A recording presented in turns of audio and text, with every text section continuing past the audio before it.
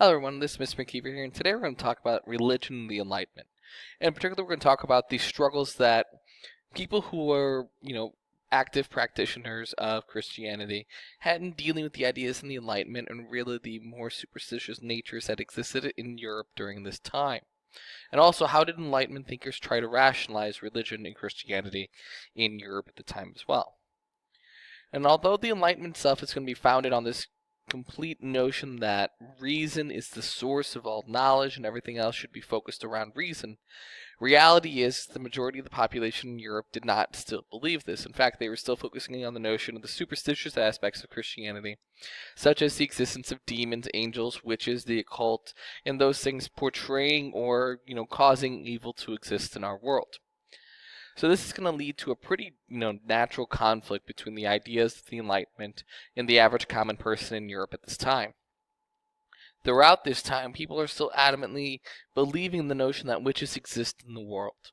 In fact, the whole idea of witches becomes, really kind of paramount during this period. And during this time, between 1400 and 1700, we're going to see potentially up to 100,000 people, almost exclusively women, sentenced to death in Europe alone for witchcraft. This doesn't count for people that will eventually go to the New World, and we see the Salem trials and everything else that take place there. This is exclusively in Europe, and almost exclusively in areas such as the rural areas of France, and then Austria, Prussia, the Holy Roman Empire are key pieces to this. So what does this idea of a witch really entail? Well, people back then believed that witches would gather in what they called sabbats. They're kind of like prayer circles or whatever. They could fly, hence the story of witches on their broomsticks and everything else. They would have massive sexual orgies with the devil himself in the woods, and they performed cannibalism. And particularly the idea that they ate children. And in fact, one of the most, iconic stories in all of European literature for children, Hansel and Gretel, is a response to this. This is actually a story that comes up during this time period, the notion of a witch eating small boys and girls. Well, the average witch would then cast black magic on devout Christians, causing them to stray away from God. And this was a massive problem. So what do? You burn the witches. You get rid of them. Well, where does all of this come from? Well, it comes from, really a lack of actual authority in the lives of most people. The Pope is losing power in Europe at the time. The more and more we see secular leaders trying to gain control of religion in their countries, particularly in the Holy Roman Empire, we see less influence from the organized Catholic Church.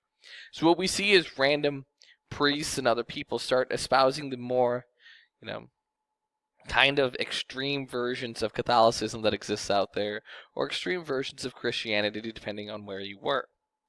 So we see a lot of misconceptions coming out, especially of the peoples who are traditional religious practitioners, those who practice old nature religions that in European history for this time had been relatively accepted. Well, we're going to view those people as now our witches. They are, they believe in healing powers of certain herbs and things like that, and they worship, pagan holidays and all these awful things that we view are really signs of the devil and of himself. Well, interestingly enough, the Catholic Church is, extraordinarily talented at adopting many of these ideas into its own religion. And we see this all the time. Probably one of the most iconic images of Christianity today is the notion of the Christmas tree.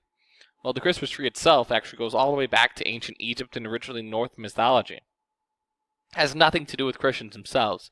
They adopted it in order to make Christianity seem more appealing to people of other religions. The irony is that the whole notion of sitting under a Christmas tree is a pagan holiday that existed long, long before anything that had to do with Christianity even existed. So, yay, Christmas trees. Well, we also see these cunning folk, as they were called, be viewed as the source of all the problems that exist in the world. They are a walking disaster. They made people sick. They caused diseases, horrible things to happen to individual peoples. Well, up to this point in European history, these older cunning folk were actually really kind of the caretakers of villages and communities. They used natural remedies to help solve diseases. They were probably our first real actual practitioners of medicine, as opposed to just leeching someone to hope that they get better. They would be able to not really predict natural disasters, but they would be able to give warning based on paying attention to nature itself, how animals react, certain weather patterns, things like that. And all of these things would help, the average community in Europe prosper.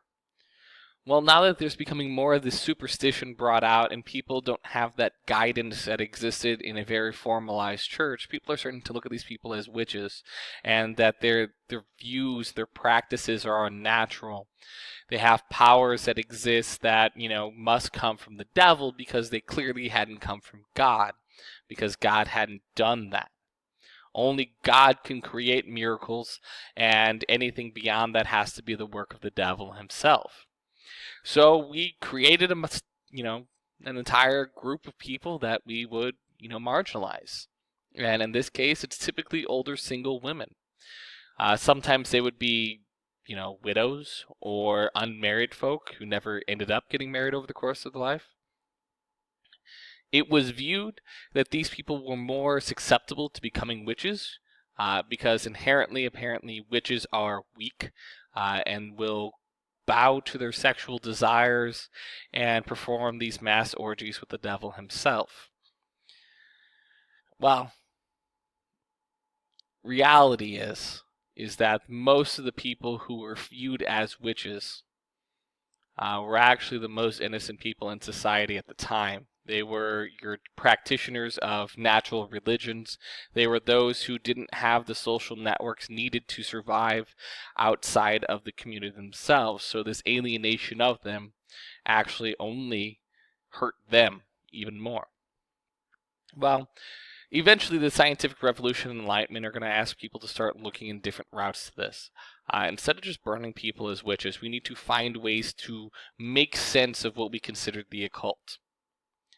These traditional herbal methods that people had used, well, now that we're starting to improve medicine, coming up with ideas that existed to, protect people from illness, create better diets that would help them live longer, well, we're less reliant on this. So we're kind of phasing out that portion of this occult. We also see, because of the constant witch trials taking place, we see the idea of lawyers coming to existence, because you would have a lawyer who would argue on the side of you, because otherwise the crowd would just burn you alive. And it's actually the superstition that is the reason why things like insurance and lawyers exist. This is how we're going to cope with life. So instead of having someone's husband die and then be forced to live on their own as this, random woman living in the town by herself, these people who we consider to be very susceptible to witchcraft, we would provide things like insurance that would allow them to live a decent life after their spouse had died. Or we provide lawyers that allow them to negotiate claims and problems with their neighbors, as opposed to just declaring everyone a witch. And eventually this is going to cause people to no longer believe that witches are really a prominent feature of society. The whole idea of a witch hunt will kind of just be phased out of common practice because people are like, it doesn't actually apply or matter anymore. And we continually see this constant revision of what is religion doing that is such a conflict to the Enlightenment. And we see some of our great Enlightenment thinkers, people like Blaise Pascal, are going to try to reconcile the differences between the ideas of the Enlightenment that focus on reason and the importance of religion. Some people believe the easy solution to that is deism. As we've talked about before, deism is that the basic notion that God created the universe and then walked away, and that it is up to us to carry out our own lives as we see fit. While Pascal himself is going to believe that deism in and of itself is a cop-out answer.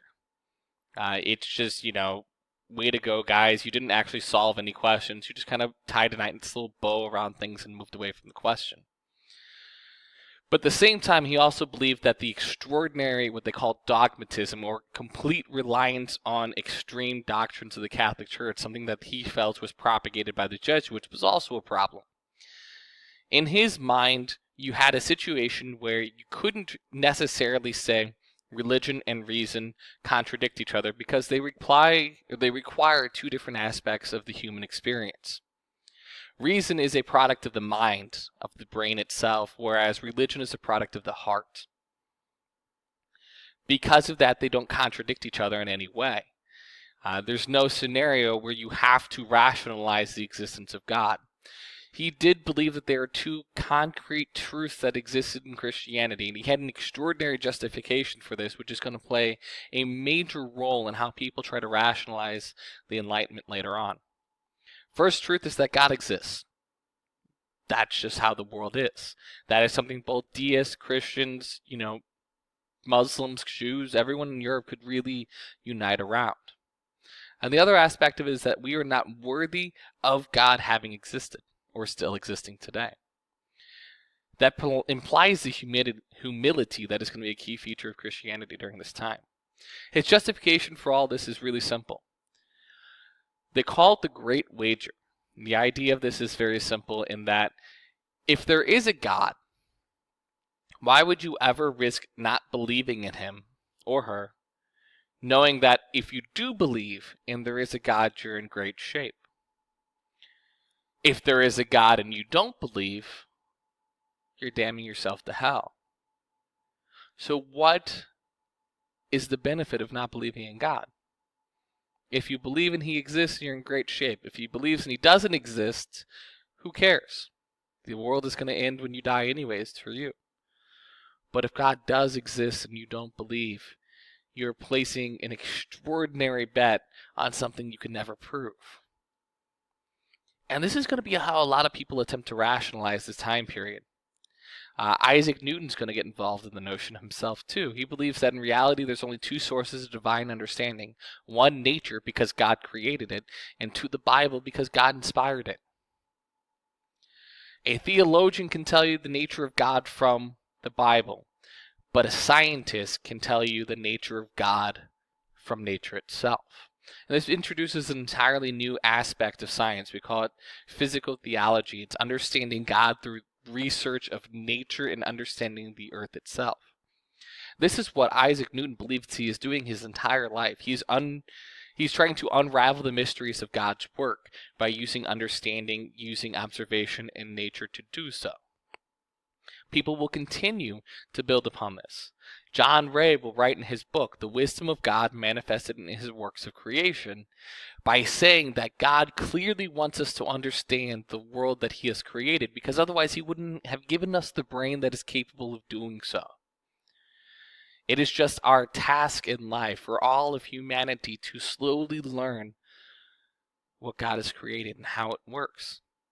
And that our truest worship of God is to understand the work of God. So we constantly work to improve our knowledge and our understanding of the universe. And in doing so, we are truly being reverent towards the work of God. So we do start to see some attempts to reconcile the gap that exists between the Enlightenment and religion. And while we had a huge chasm in the beginning in trying to deal with superstition, the occult, and witches, we see some really legitimate attempts to bridge that gap with the ideas of Pascal, Newton, and John Ray. And on that note, today we are finished, folks. Have a wonderful day, and I'll see you soon.